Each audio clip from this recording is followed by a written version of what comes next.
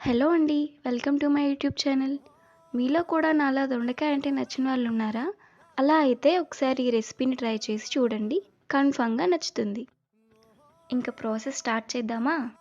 ముందుగా కొన్ని దొండకాయలు తీసుకొని బాగా వాష్ చేసుకొని రెండు వైపులా ఇలా కట్ చేసి పక్కన పెట్టుకోండి.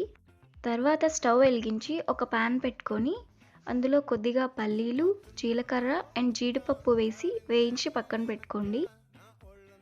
మళ్ళీ అదే ప్యాన్లో కొద్దిగా ఆయిల్ వేసి దొండకాయలను బాగా ఫ్రై చేసి పక్కన పెట్టుకోండి. నెక్స్ట్ గ్రేవీ కోసం ఒక టమాటో, ఒక ఆనియన్, 2 పచ్చిమిర్చిని కట్ చేసుకొని పక్కన పెట్టుకోండి. తర్వాత మనం ముందుగా వేయించి పెట్టుకున్న పల్లీలు, జీడిపప్పు, జీరా మిక్సీ పట్టి ఇలా పొడిలా చేసుకొని అందులో కొద్దిగా చింతపండు వేసి ఇలా పేస్ట్లా చేసి పక్కన పెట్టుకోండి. తర్వాత స్టవ్ పై ఒక పాన్ పెట్టుకొని అందులో కొద్దిగా జీలకర్ర, బిర్యానీ ఆకు, మనం ముందుగా కట్ చేసి పెట్టుకున్న ఆనియన్, టొమాటో, మిరపకాయ, కొద్దిగా అల్లం వెల్లుల్లి పేస్ట్ వేసుకొని బాగా వేయించండి.